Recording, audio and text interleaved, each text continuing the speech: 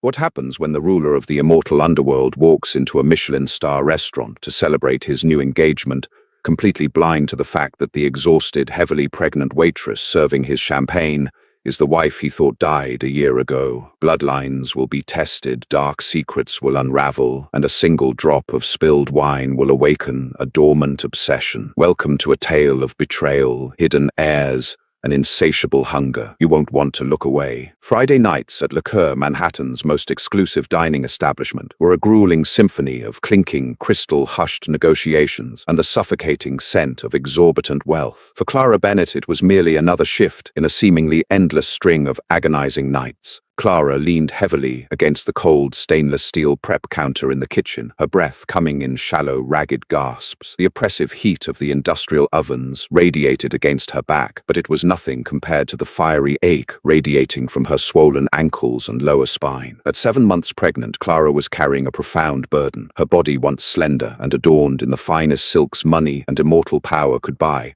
had transformed entirely. To accommodate the demanding, unnatural growth of the half-vampire child nestled deep within her womb, her metabolism had aggressively shifted. She had gained a massive amount of weight, her frame broadening, her face rounding out with soft, heavy cheeks. Her thick thighs chafed painfully against the coarse fabric of her cheap black uniform, and the apron strings dug into the deep folds of her waist, barely able to secure themselves around her immense belly. She was fat, exhausted, and completely unrecognizable from the delicate woman she had been just 1 year prior. "Table 4 needs their amuse-bouche, Clara, move it," barked Mr. Harrison, the restaurant's red-faced, perpetually enraged general manager. He slapped a silver ticket onto the metal counter, his eyes darting over Clara's heavy, sweating form with barely concealed disdain. "And for God's sake, wipe your forehead. You look like you just ran a marathon in a sauna. We cater to the elite, not the desperate."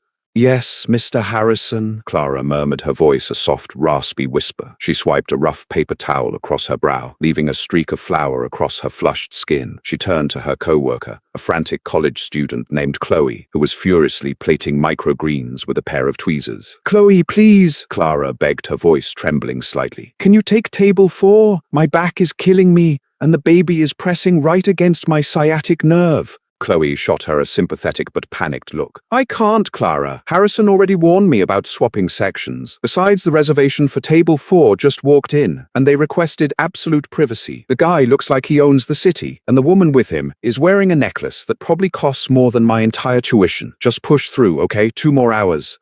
Clara swallowed the lump of dread forming in her throat. She picked up the heavy silver tray, balancing the delicate porcelain spoons containing the chef's complimentary appetizers. Every step she took toward the swinging double doors of the dining room was a monumental effort. Her heavy breasts ached, her swollen feet pulsed with every heartbeat, and the child inside her, a creature of darkness and immense power, stirred restlessly, as if sensing a shift in the atmosphere. As Clara pushed her broad shoulder through the kitchen doors, the chaotic noise of the culinary workspace vanished, replaced by the velvety, muted hum of the dining room. Soft jazz played from concealed speakers. The lighting was impossibly dim, casting long, romantic shadows across the plush velvet booths. Clara began to navigate the narrow aisles, her large body awkwardly brushing against the backs of empty chairs. She kept her head down, a practiced maneuver to avoid the judgmental stares of the wealthy patrons. But as she approached the secluded alcove of table 4, the temperature in the room plummeted. It wasn't an air conditioning draft. It was a bone-chilling, unnatural frost that made the tiny hairs on the back of Clara's neck stand at attention. It was a cold she knew intimately. It was the chill of the grave wrapped in cashmere and power. She stopped dead in her tracks, her heart slammed against her ribs with the force of a battering ram. Sitting in the dim light of the alcove, illuminated only by a single flickering candle, was Alistair Montgomery, the vampire king of the eastern seaboard, the ruthless billionaire. The man who had possessed her, claimed her, and ultimately driven her to fake her own fiery death to escape his suffocating, controlling darkness. He looked exactly as she remembered, perhaps even more terrifyingly handsome. His sharp, aristocratic jawline was set in a firm line. His dark hair was impeccably styled, and his pale, flawless skin caught the candlelight, making him look like a predatory statue carved from marble. He wore a bespoke charcoal suit that clung to his broad shoulders, radiating an aura of lethal authority. Humans in the restaurant were subconsciously leaning away from his table,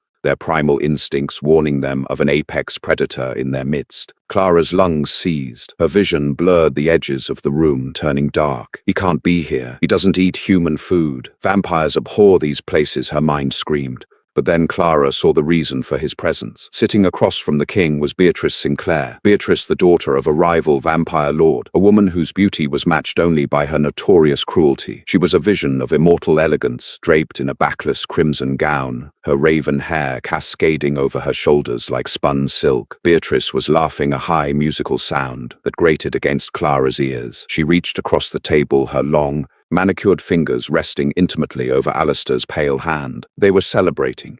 Clara's hands began to shake violently. The silver spoons on her tray clattered against one another. She had risked everything to flee Alistair's oppressive fortress. She had burned her old life to the ground, enduring agonizing poverty, the intense physical pain of this unnatural pregnancy, and the complete loss of her identity, all to protect the child growing inside her from being raised in a world of blood and terror. And now the father of her unborn child was sitting mere feet away, preparing to wed another. "Waitress!" Beatrice's sharp, haughty voice cut through the air, snapping Clara out of her paralyzed trance. The immortal woman was waving a hand impatiently. "Are we expected to forage for our own water?" Panic, cold and sharp, flooded Clara's veins. She had to run. She had to turn around, drop the tray, and flee out the back alley door. But if she ran, the sudden movement would draw Alistair's predatory gaze. With his supernatural speed, he would catch her before she made it 3 steps. Her only defense was her disguise, the fact that she was 70 pounds heavier, wearing an ugly uniform, heavily pregnant, and devoid of the expensive perfumes and glamour she used to wear. She looked like a tired, fat human woman. Taking a deep, shuddering breath, Clara lowered her head, letting her unkempt, frizzy hair fall like a curtain over her face. She willed her violently trembling legs to move forward. She would serve them, remain utterly invisible, and survive the night. The distance from the center aisle to table 4 felt like miles. Clara's thick, swollen legs carried her forward with heavy, agonizing slowness. Every time the heavy soles of her orthotic shoes hit the polished hardwood floor, she felt a phantom echo of Alistair's heavy footsteps pacing the halls of his estate, a sound that used to haunt her nightmares. As she neared the alcove, the ambient scent of roasted garlic and red wine was entirely overpowered by the intoxicating sharp fragrance of winter frost bergamot and raw power. Alistair's signature scent. It hit Clara's sensitive pregnant nose like a physical blow, causing the baby inside her to give a sudden violent lurch. Clara bit the inside of her cheek to stifle a gasp, tasting the coppery tang of her own blood. She approached the side of the table, her head bowed so low her chin rested against the collar of her tight uniform. "Good evening," Clara rasped, forcing her vocal cords to tightest, lowering the pitch of her voice to hide its natural soft melody. "Compliments of the chef." She slowly, painstakingly lowered her heavy arms to place the silver spoons on the crisp white linen. Her thick fingers were trembling so badly she nearly dropped the porcelain. Beatrice leaned back, a look of profound disgust crossing her flawless features. "What is this pureed peas and foam? Take it away. We didn't come here to consume garden weeds." "Beatrice?" Alistair's voice resonated through the space. The sound of his deep, commanding baritone sent a shockwave of electricity straight down Clara's spine. Her breath hitched. It was the voice that had whispered dark promises in the dead of night, the voice that had commanded empires. "We are keeping up appearances," Alistair continued, his tone dangerously smooth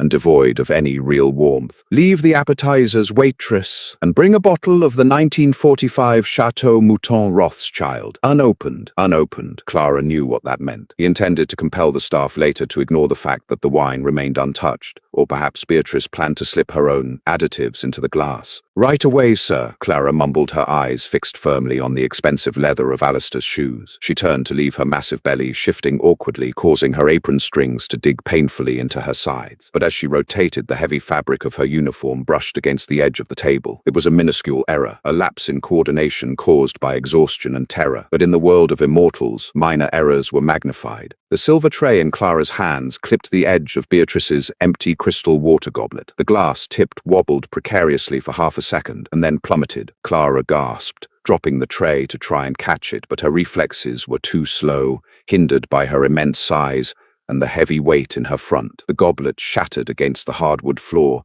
with a deafening crack, sending shards of thick crystal and a spray of leftover ice water directly onto the hem of Beatrice's crimson gown. "You clumsy fat idiot!" Beatrice shrieked instantly, jumping up from the booth. Her eyes flashed a dangerous, unnatural shade of amber. For a fraction of a second, before settling back to their human brown disguise. She brushed frantically at her ruined dress. "Do you have any idea how much this silk costs? It's ruined, you vile, lumbering creature." The dining room fell dead silent. Every eye turned toward the alcove. Mr. Harrison was already sprinting across the floor from the host stand, his face purple with rage. But Clara didn't see Harrison, because the moment the glass shattered, Alistair Montgomery had moved. With a speed that defied human comprehension, Alistair was suddenly standing. He reached out to pull Beatrice back from the broken glass, but as he did, his large, ice-cold hand accidentally clamped around Clara's thick, bare wrist to steady her as she stumbled backward. The contact was like a lightning strike. Alistair froze. His grip on Clara's wrist was like a steel vice, immobilizing her completely. Clara's heart stopped. She stood frozen, a heavy, terrified statue trapped in the grasp of the monster she had sacrificed everything to escape. Alistair didn't look at her face. He was staring down at the hand holding her wrist. He could feel the rapid, terrified thumping of her pulse beneath his fingers. But it wasn't just her pulse. Alistair's nostrils flared. His chest expanded as he drew in a deep, slow breath of the air surrounding them. Vampires saw the world through scent as much as sight. When Clara had faked her death, she had left behind a burnt corpse, covered in her blood, enough to fool the king who believed his fragile human wife had perished in a tragic accident. Since then, her scent had been masked by the pungent grease of the diner, the stale smell of cheap apartments, the overwhelming hormonal changes of pregnancy, and the sheer volume of her altered physical state. But here now, with his skin pressed directly against her sweat-dampened wrist, the disguise began to fracture. He smelled the cheap polyester, the sweat, the flour, the overwhelming cloying scent of a human heavily pregnant with life. He smelled the anxiety and the fear. He looked at her heavily swollen fat body, her wide waist, her thick arms. The physical evidence told him this was merely a clumsy, unfortunate mortal. But beneath it all, buried deep beneath the layers of grease and hormones, there was an echo, a whisper of rain on cobblestones, of sweet honeysuckle, and something far more terrifying. He smelled his own bloodline. The half-vampire child inside Clara, agitated by the proximity of its father, kicked violently. The movement was visible beneath Clara's apron, a sharp, unnatural jut against the fabric. Alistair's eyes, previously bored and detached, snapped up to lock onto Clara's face. The heavy curtain of her frizzy hair parted slightly as she gasped from the pain of the kick. Time stopped. Clara stared into the bottomless, terrifying crimson depths of Alistair Montgomery's eyes. She saw the exact moment the veil of ignorance lifted. She saw the confusion twist into disbelief and then slowly morph into a horrifying, earth-shattering realization. "Clara," he whispered, his voice barely audible over the ringing in Clara's ears, yet it carried the weight of a collapsing star. "What is the meaning of this?" Mr. Harrison arrived, breathless and furious, grabbing Clara by the shoulder. "I am so sorry, Mr. Montgomery, Miss Sinclair. This woman is fired immediately. Clara, get your massive self back to the kitchen and pack your things." But Alistair didn't blink. He didn't look at the manager. His grip on Clara's wrist tightened, not enough to break the bone, but enough to ensure she could never ever slip away again. His gaze slowly dropped from her terrified eyes down to the immense swollen mound of her belly and back up again. A low vibrating growl began to rumble in Alistair's chest, a sound so primal and terrifying that Mr. Harrison instantly stopped speaking and took a trembling step back. "She is going nowhere," Alistair stated, his voice a lethal, silken threat that promised unimaginable violence. He stepped closer to Clara, invading her space, his towering frame casting a dark shadow over her heavy body. "Because this waitress is coming with me." Beatrice Sinclair's jaw dropped in sheer, unadulterated outrage. The crystal shards at her feet were entirely forgotten as she stared at the man she was supposed to marry in less than a month. The immortal heiress, accustomed to absolute deference and terrified obedience, stepped forward, her perfectly manicured hands curling into tight fists. "Alistair, what are you doing?" Beatrice demanded, her voice shrill and echoing off the vaulted ceilings of Liqueur. "You are causing a scene over a clumsy, overweight mortal. Let her go and demand Harrison bring us a towel." Alistair Montgomery did not spare his fiancée a single glance. His crimson gaze remained locked onto Clara's terrified round face. His thumb slowly stroked the frantic pulse point at Clara's thick wrist, feeling the undeniable erratic heartbeat of the woman he had buried a year ago, alongside the powerful thumping rhythm of the unborn creature sharing her life force. "The engagement is terminated," Beatrice, Alistair said. His voice was not a shout, It was a deadly quiet murmur that nonetheless carried to every corner of the silent dining room. Beatrice gasped, stepping back as if she had been physically struck. "Excuse me, you cannot simply cancel our alliance. Your father will do nothing," Alistair interrupted, his tone chillingly absolute. "Thomas!" From the shadows near the restaurant's entrance, a tall, imposing man in a pristine chauffeur's uniform stepped forward. Thomas Wright had served the Montgomery bloodline for over a century. He moved with supernatural swiftness, parting the crowd of stunned, wealthy human onlookers. "Yes, my king," Thomas murmured, bowing his head. "Clear the tab! Handle the manager!" Alistair commanded. Then, without another word of explanation, to the furious Beatrice or the trembling Mr. Harrison, Alistair shifted his grip. "No, please!" Clara whimpered, her voice cracking as true panic set in. She tried to plant her heavy orthotic shoes into the polished floorboard, attempting to use her massive pregnant weight as an anchor. "Alistair, don't do this. I'm just a waitress. You're mistaken." "Do not insult my intelligence, Clara," Alistair growled, leaning in so close that his icy breath fanned her flushed, sweaty cheek. "Your scent is buried beneath a mountain of grease, desperation, and human fat, but you are mine. You have always been mine."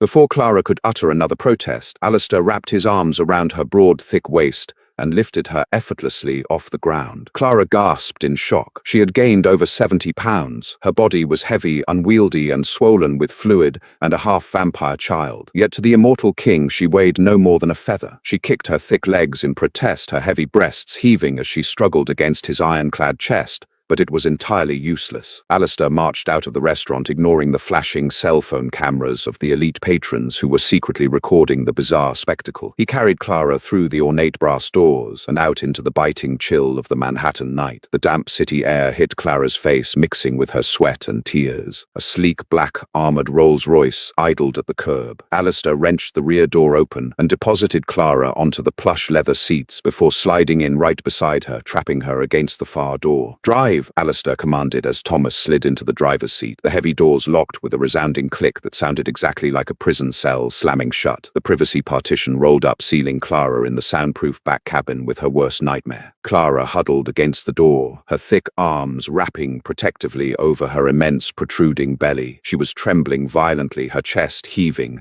as she struggled to pull oxygen into her compressed lungs. Alistair simply sat there staring at her. The streetlights from Fifth Avenue flickered through the tinted windows, illuminating the stark contrast between them. He was a vision of bespoke perfection, untouched by time or hardship. Clara was a sweaty, unkempt mess. Her cheap uniform was stained with flour and food grease. Her face, once sharply contoured and delicate, was now round, heavy, and pale with terror. "A burned corpse in our master bedroom," Alistair began, his voice dangerously soft. "Teeth pulled to match your dental records. A devastating fire that reduced the entire east wing of my estate to ashes. Tell me, Clara, how did you manage to fool the investigators?" "I didn't want this life," Clara sobbed, burying her face in her plump hands. "I couldn't let my baby grow up in a world of blood and corpses. I paid a morgue attendant. I traded the diamond necklace you gave me for a fresh Jane Doe." Alistair's jaw tightened, a muscle feathering furiously under his pale skin. He leaned forward, closing the distance between them. He reached out his cold fingers, brushing against her heavy, swollen cheek. Clara flinched violently. "You faked your death. You subjected me to a year of mourning." Alistair hissed, his eyes flashing a vibrant predatory red. "You hid my heir in the slums of this city, reducing yourself to a fat, overworked servant just to escape me." "I am not a servant," Clara yelled, a sudden burst of maternal defiance breaking through her fear. She slapped his hand away. "I am a mother trying to protect her child from a monster." Instead of striking her, Alistair's gaze dropped to her massive belly. He reached out again, ignoring her attempts to bat him away, and placed his large palm directly over the straining fabric of her apron. The moment his skin made contact with the swell of her stomach, the baby stopped kicking. A profound, terrifying stillness settled over the child, recognizing the dark, dominant magic of its sire. "You have altered your body beyond recognition," Alistair whispered, his tone shifting from anger to a twisted, dark awe. He felt the immense width of her waist, the solid, heavy mass she had become to sustain his offspring. You destroyed your beauty, abandoned your luxury, and carried my bloodline in secret. You think this makes me repulsed, Clara. You think gaining this weight and hiding in the dirt changes what you are to me. Clara stared at him, tears spilling over her thick eyelashes. It only proves, Alistair said, a dark, obsessive smile curling his lips, how desperate you are, and how completely, utterly I will have to break you to ensure you never run again. The armored Rolls-Royce glided into the subterranean parking garage of the Montgomery Tower, a monolithic skyscraper that dominated the Manhattan skyline. Clara felt a fresh wave of nausea roll through her heavy body. She knew this building. The penthouse occupied the top 3 floors, an impenetrable fortress of reinforced glass steel and immortal security. When the car stopped, Thomas opened the door. Clara tried to scramble out on her own, determined not to be carried like a helpless infant again. She planted her swollen feet onto the concrete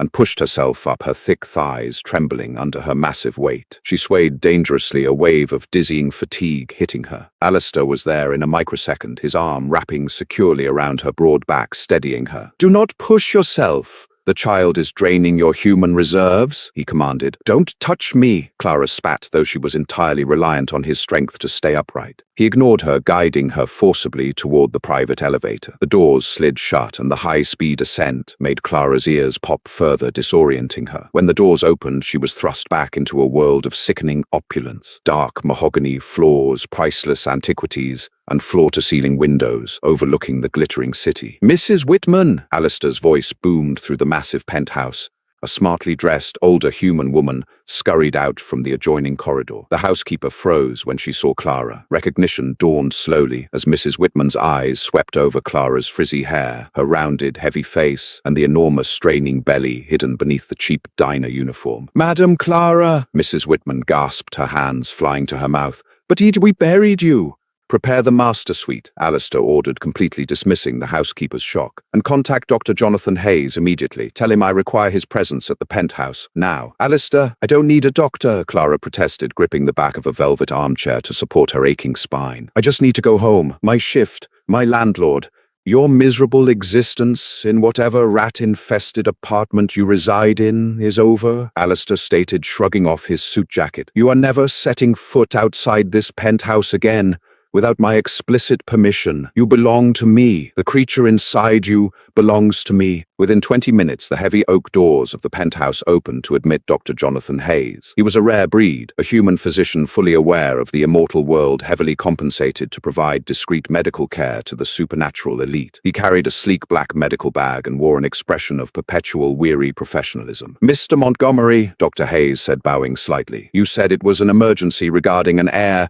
Alistair pointed to the plush leather sofa where Clara was slumped, exhausted and defeated. "Examine her. She has been surviving on human scraps and working manual labor. Ensure the child is unharmed." Dr. Hayes approached cautiously. He recognized Clara, having treated her for minor human ailments during her marriage, but the physical transformation was staggering. He gently asked Clara to lie back against the cushions and requested she lift her apron and shirt to expose her belly. Reluctantly, tears streaming down her face, Clara pushed the cheap fabric up, revealing her swollen, heavily stretched stomach. Dark purple stretch marks crisscrossed her pale skin, a testament to the aggressive, unnatural growth of the vampire fetus. Dr. Hayes unpacked a portable ultrasound machine, applying a thick layer of cold gel to Clara's stomach. The machine hummed to life, and the screen illuminated with grainy black and white shapes. The doctor's eyes widened. "Fascinating," he murmured, moving the wand over Clara's thick flesh. "The fetus is exceptionally large, Mr. Montgomery. It is drawing heavily on her calcium and iron reserves. The weight gain Clara has experienced," he paused, choosing his words carefully, "is her body's desperate evolutionary response to keep herself from being cannibalized from the inside out." Alistair stepped closer, his eyes locked onto the screen, watching the fluttering heartbeat of his unborn child. "Explain.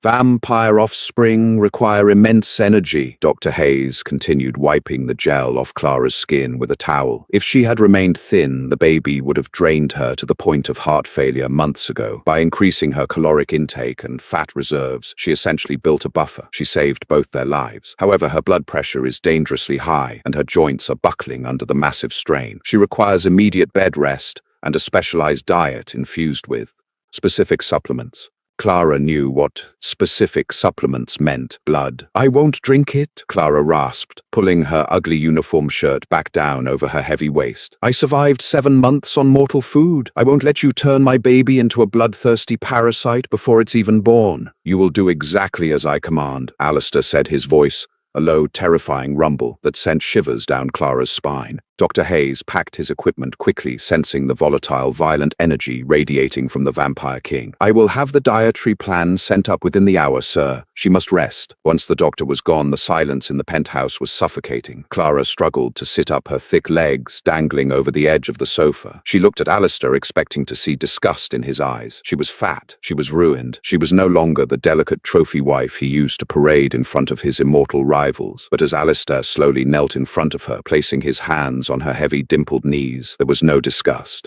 You hate me, Clara whispered, fresh tears falling. You brought me here to punish me. Alistair looked up, his crimson eyes burning with a dark, twisted devotion. Punish you, Clara. You have given me the greatest gift imaginable. You endured the destruction of your own vanity to protect my bloodline. He leaned forward, pressing his cold, immortal lips against the rough, cheap fabric covering her swollen belly. You are not going to be punished, Alistair murmured against her skin. You are going to be worshipped, and you are never ever going to leave me again. Morning sunlight filtered through the floor-to-ceiling windows of the Park Avenue penthouse, casting long, golden geometric shapes across the expansive bedroom. Sunlight was heavily UV-filtered, an expensive architectural necessity for a vampire's residence, but it still felt jarringly bright to Clara. For 7 months, she had lived in a basement apartment owned by a sleazy landlord named Walter Brooks, where the only light came from a single grimy window near the ceiling. Now she lay trapped in a king-sized bed draped in $1,000 fretter linens. The mattress was a cloud, yet her body felt like lead. Clara tried to shift her immense weight, groaning, as a sharp pain shot up her lower back. Her heavy, round face was deeply flushed, and the thick flesh of her arms felt tender and swollen. The sheer mass she had gained to protect the immortal child inside her made every movement a Herculean task. The heavy mahogany door clicked open, and Mrs. Whitman entered carrying an ornate silver tray. The human housekeeper kept her eyes respectfully averted from Clara's disheveled, bloated form. Good morning, madam, Mrs. Whitman said gently, setting the tray on the nightstand. Mr. Montgomery had to attend an emergency council meeting regarding the sudden cancellation of his upcoming nuptials. He left strict instructions that you are to consume this entirely. Clara looked at the tray. Sitting in the center was a tall crystal glass, filled with a thick, dark, crimson smoothie. The scent hit her instantly. It was mixed with rich berries and iron-heavy spinach, but beneath the fruity mask was the undeniable metallic tang of human blood. A wave of profound nausea rolled through Clara's heavy body. I can't drink that, she whispered, her voice trembling. I am a human being, Mrs. Whitman. I am not a monster. Madam, please, the housekeeper urged, her voice tight with genuine fear. Dr. Hayes was very clear. Your blood pressure is dangerously high. Mount Sinai Hospital's maternity ward wouldn't even know how to handle the sheer caloric drain this child is putting on your mortal heart. You're carrying a king's heir. If you don't feed it what it needs, it will continue to drain your fat and muscle until your organs shut down. As if validating the housekeeper's warning, the baby delivered a vicious, agonizing kick to Clara's ribs. Clara gasped, her thick hands instinctively clutching her massive, straining belly. The pain was blinding. Tears pooling in her eyes, Clara reached out with a trembling, thick arm and grasped the crystal glass. She brought it to her lips, closed her eyes tightly, and drank. The liquid was cold, rich, and terrifyingly satisfying to the dark entity growing in her womb. Almost immediately, the frantic, painful kicking subsided, replaced by a warm, heavy lethargy in her midsection. She hated herself for the relief it brought. She had become a vessel, a bloated, captive incubator. Meanwhile, miles away in a subterranean boardroom beneath Wall Street, Alistair Montgomery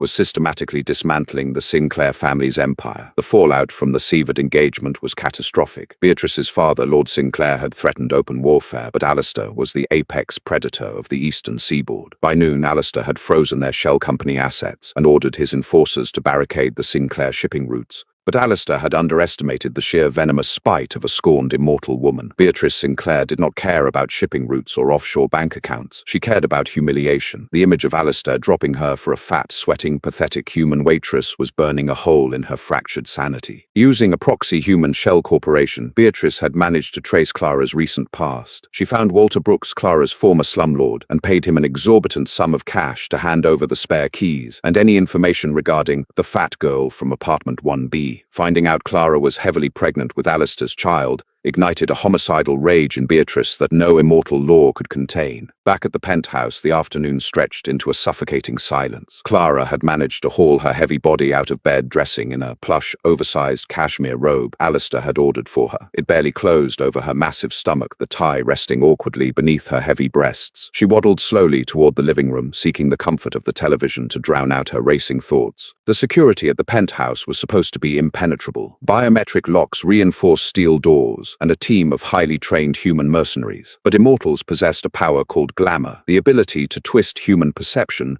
and command weak minds. Captain Miller, the head of Alistair's daytime security, was a decorated veteran, but he was still only mortal. When Beatrice Sinclair stepped out of the private elevator, her eyes glowing a hypnotic radioactive amber, Miller's mind went blank. He stood frozen, his hand falling away from his holstered weapon, completely subjugated by her dark will. "Unlock the primary residence," Beatrice purred, her voice dripping with lethal intent. Miller silently punched the passcode into the keypad. The heavy steel core door clicked open. Beatrice stepped into the penthouse, her stilettos sinking into the Persian rugs. She wore a sleek, tailored white suit, looking like an angel of death. She moved silently through the grand foyer, following the heavy, unmistakable scent of human fear and the pulsing, rhythmic heartbeat of an unborn vampire. Clara was standing by the bookshelf when she felt the unnatural plunge in room temperature. The hairs on her thick arms stood up. She turned clumsily, her wide body throwing her off balance, and gasped. Beatrice stood in the archway, a cruel, mocking smile twisting her flawless face. "Well, well," Beatrice sneered, her eyes raking over Clara's broad, heavy frame, lingering with intense disgust on the massive bulge of her stomach. "Alistair always did have a penchant for rescuing stray dogs, but I must admit I never expected him to breed a farm animal." Panic, cold and absolute, seized Clara's chest. She stumbled backward, her heavy, orthotic shoes dragging against the hardwood floor. She instinctively wrapped her thick, fleshy arms around her enormous belly, turning her body sideways in a desperate attempt to shield the child from the immortal predator. "How did you get in here?" Clara demanded, trying to keep her voice steady, though it wavered pitifully. "Alistair's guards are currently staring at the ceiling, drooling like the pathetic mortals they are," Beatrice interrupted, taking a slow, measured step into the room. She unbuttoned her white suit jacket, her amber eyes burning with a psychotic intensity. "Did you really think you could humiliate me, Clara? Did you honestly believe that getting knocked up and hiding under a mountain of blubber would save you?" "I didn't want any of this," Clara pleaded, backing up until her broad back hit the cold glass of the floor-to-ceiling window. There was nowhere left to run. "I left him. I left this world so my baby wouldn't become a monster like you." Beatrice laughed, a high, sharp sound that felt like shattered glass. "Oh, you stupid fat cow. The child inside you is already a monster. It's draining you. Look at yourself. You are grotesque. You've ruined your body, ballooned into this repulsive creature, all to harbor a parasite." Beatrice closed the distance between them with terrifying supernatural speed. 1 second she was across the room, and the next, her icy, vice-like fingers were wrapped around Clara's thick throat. Clara choked her heavy cheeks, flushing dark red, as her airway was instantly restricted. She grabbed Beatrice's wrists with her own large hands, trying to pry the immortal's fingers away, but it was like trying to bend solid titanium. "Alistair broke our treaty for this," Beatrice hissed, leaning in so close that Clara could smell the copper scent of old blood on her breath. "He disgraced my family for a sweating, bloated mortal. If I rip that bastard child from your womb right now, he will have nothing left to protect." Beatrice raised her free hand, her manicured nails elongated, transforming into sharp, jagged, bone-white talons. She aimed her hand directly at the straining fabric covering Clara's massive stomach. A primal, explosive, maternal rage ignited within Clara. The fear vanished, replaced by an animalistic drive to survive. Clara wasn't the delicate, fragile waif she used to be. She had gained 70 pounds of sheer mass. She was heavy, solid, and fighting for 2 lives. Instead of trying Trying to pull away from Beatrice's grip, Clara threw her entire massive body weight forward. The sudden sheer kinetic force of a heavy pregnant woman lunging directly at her caught Beatrice completely off guard. The immortal was light, relying on speed and grace, not raw, uncoordinated bulk. Clara's thick shoulder slammed squarely into Beatrice's chest. Beatrice lost her footing, her stilettos snapping under the awkward angle. She released Clara's throat with a gasp of surprise, tumbling backward onto the Persian rug. Clara gasped for air, coughing violently. "Security!" she screamed with all her might. "Help me!" Beatrice snarled, her beautiful face twisting into a demonic mask. She scrambled up, her talons fully extended, prepared to tear Clara's throat out. But before Beatrice could take a single step, a wave of dark, concussive energy erupted from Clara's abdomen. It wasn't Clara's doing. It was the child. The unborn heir, sensing the immediate lethal threat to its mother and its own existence, tapped into its ancient bloodline. A shockwave of pure telekinetic force blasted outward, invisible but devastatingly powerful. The force hit Beatrice like a freight train. The immortal woman was lifted entirely off her feet and hurled backward through the air. She smashed violently into the heavy mahogany bookshelf, shattering the thick wood and sending hundreds of leather-bound books raining down upon her. Clara fell to her thick knees, her massive belly resting heavily on her thighs, panting and clutching her stomach in shock. The baby was perfectly still, exhausted by the massive expenditure of energy. The heavy steel doors of the penthouse burst open with a deafening crash, ripped entirely off their reinforced hinges. Alistair Montgomery stood in the wreckage of the doorway. His bespoke suit ruined his eyes, burning a blinding luminescent crimson. The air pressure in the room dropped instantly, a physical manifestation of his apocalyptic fury. He took in the scene in a fraction of a second: the subjugated guards in the hall, the ruined bookshelf, Beatrice bleeding on the floor, and Clara, his heavy, beautiful, terrified Clara, cowering on the ground, clutching their child. "Alistair!" Beatrice coughed, spitting up a mouthful of dark blood as she tried to drag herself out of the splintered wood. "She attacked me, the fat human!" Alistair crossed the room in a blur of shadow. He did not speak. He did not demand an explanation. He simply grabbed Beatrice by the throat and lifted her high into the air, his grip so brutally tight that the immortal woman's cervical spine began to crack audibly. "You dared to enter my home!" Alistair's voice was a terrifying, inhuman vibration that rattled the glass windows of the penthouse. "You dared to touch the mother of my child. She is nothing." Beatrice choked out her legs, kicking uselessly in the air. "She is a queen!" Alistair roared, his fangs fully descended. "And you are a corpse!" With a sickening, wet crack, Alistair snapped Beatrice's neck, severing the spinal cord completely. He tossed her paralyzed, twitching body to the floor like a piece of discarded garbage. She wasn't dead. Immortals were difficult to kill, but she was broken, powerless, and completely at his mercy. "Thomas!" Alistair bellowed. The chauffeur materialized in the doorway, his expression grim. "Drag this piece of filth to the incinerator in the sub-basement," Alistair commanded, not even looking at Beatrice's body. "Burn her! Slowly!" As Thomas hauled the paralyzed heiress away, Alistair immediately dropped to his knees in front of Clara. The terrifying, monstrous aura vanished instantly, replaced by a frantic, desperate panic. He reached out with trembling hands, gently cupping Clara's round, flushed face. "Clara, my love," Alistair breathed, his cold thumbs wiping away the tears streaming down her plump cheeks. He scanned her neck, seeing the angry red bruises forming where Beatrice had choked her. "Did she harm you? Did she harm the baby?" "No," Clara sobbed, leaning into his cold touch despite herself. The adrenaline was fading, leaving her exhausted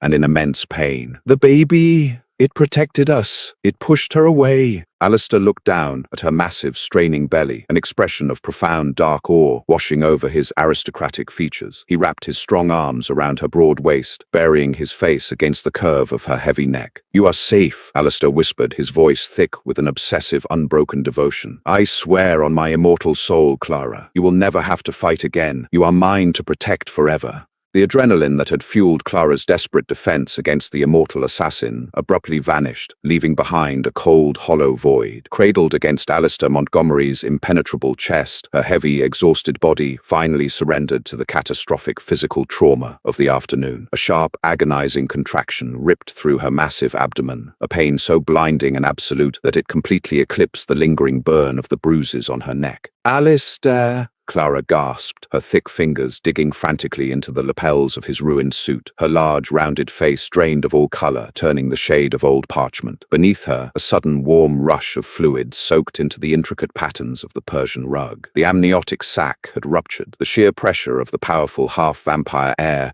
pushing against her pelvis was like being crushed in a vice. Alistair's crimson eyes widened in a rare display of raw, unfiltered panic. He scooped Clara up, effortlessly bearing her immense swollen weight, and bypassed the shattered doorway entirely. He moved through the sprawling penthouse with terrifying speed, carrying her toward the east wing, where a state-of-the-art private medical suite had been installed the moment he discovered she was alive. Thomas, Alistair's voice boomed down the corridor, vibrating with absolute authority. Get Dr. Jonathan Hayes here immediately. If he is not in this room in 3 minutes, I will flay his entire medical board alive. Alistair laid Clara down onto the crisp, sterile sheets of the medical bed. The room was blindingly white, packed with fetal monitors, oxygen tanks, and surgical equipment. He ripped the heavy, sweat-soaked cashmere robe away from her, leaving her in the oversized hospital gown Mrs. Whitman had laid out earlier. Clara writhed on the mattress, her broad, thick legs shifting restlessly as another monstrous contraction tore through her uterus. The child was coming, demanding its birthright with violent impatience. Moments later, the heavy doors flew open. Dr. Jonathan Hayes sprinted into the room, his tie askew, followed closely by a trusted mortal surgical assistant, Nurse Evelyn Ross. They took one look at Clara's massive, heaving form and immediately snapped into action. Blood pressure is redlining 200/130, Nurse Ross shouted, slapping a heavy cuff onto Clara's thick, dimpled bicep. She's tachycardic. The fetal heart rate is spiking. It's draining her reserves too fast. Push an IV of broad-spectrum coagulants and hang 2 bags of O-negative blood immediately. Dr. Hayes ordered, snapping on a pair of latex gloves. He positioned himself at the foot of the bed, his face grim. Mr. Montgomery, you need to step back. The sheer kinetic energy of this birth is going to be volatile. I am going nowhere, Alistair snarled, planting himself firmly at the head of the bed. He took Clara's plump, trembling hand in his icy grip, his thumb rubbing soothingly over her swollen knuckles. Clara threw her head back against the pillows, unleashing a guttural, tearing scream. Her heavy breasts heaved with the effort of dragging oxygen into her compressed lungs. The pain was beyond human comprehension. The child was drawing upon every ounce of her life force, cannibalizing the fat and muscle she had built up over the last 7 months to fuel its entrance into the world. Clara, look at me, Alistair commanded, his voice suddenly dropping to a mesmerizing, hypnotic purr, his glowing red eyes locked onto her terrified, tear-filled gaze. You are magnificent. You are the strongest creature I have ever known. Push for me, my queen. Bring our dynasty into the light. Empowered by his dark reassurance, Clara squeezed her eyes shut, bearing down with the entirety of her massive weight. The muscles in her thick waist and broad back locked in rigid agony. The monitors around them screamed a chaotic symphony of alarms, warning of imminent mortal heart failure. The overhead lights flickered wildly, reacting to the intense ancient magic radiating from the crowning child. One more, Clara. The head is clear, Dr. Hayes yelled over the noise, his surgical gown soaked in sweat and amniotic fluid. With a final earth-shattering cry that tore her vocal cords, Clara pushed. The room plunged into sudden heavy silence, broken only by a sharp, piercing wail. It was not the weak, gurgling cry of a human infant, but the resonant, demanding roar of an apex predator. A boy, Dr. Hayes breathed, holding up the thrashing, blood-slicked infant. The child was unnaturally large, with a shock of thick, dark hair and eyes that already burned with a faint, iridescent crimson glow. Clara's heavy chest collapsed. A fleeting smile touched her plump lips as she heard her son's voice, but the edges of her vision were rapidly turning pitch black. The monumental effort, the blood loss, and the supernatural energy drain had finally broken her mortal vessel. The heart monitor flatlined, emitting a continuous shrill tone. She's crashing cardiac arrest, Nurse Ross screamed, grabbing the defibrillator paddles. Get away from her, Alistair roared. He shoved the medical cart aside with enough force to shatter it against the far wall. Alistair leaned over Clara's limp, heavy body. He did not hesitate. He brought his own wrist to his mouth and savagely tore open his own immortal flesh with his fangs. Dark, thick, shimmering blood welled to the surface. He pressed his bleeding wrist against Clara's pale lips, forcing the ancient life-giving ichor into her mouth. He massaged her thick throat, forcing her autonomic reflexes to swallow. Then Alistair lowered his face to the juncture of her heavy, soft neck. He sank his fangs deep into her jugular, not to take, but to bind. The venom mixed with the blood, creating a massive, explosive catalyst within her failing mortal veins. Clara's back arched violently off the mattress. Her eyes snapped open, glowing with a brilliant, blinding ruby light. The transition was agonizing yet euphoric. Her heart, which had stopped beating mere moments ago, restarted with a thunderous, immortal rhythm. The stretch marks on her massive stomach, the thick flesh of her arms, and the heavy curves of her waist did not shrink or fade away. Instead, they were frozen in time, immortalized as permanent,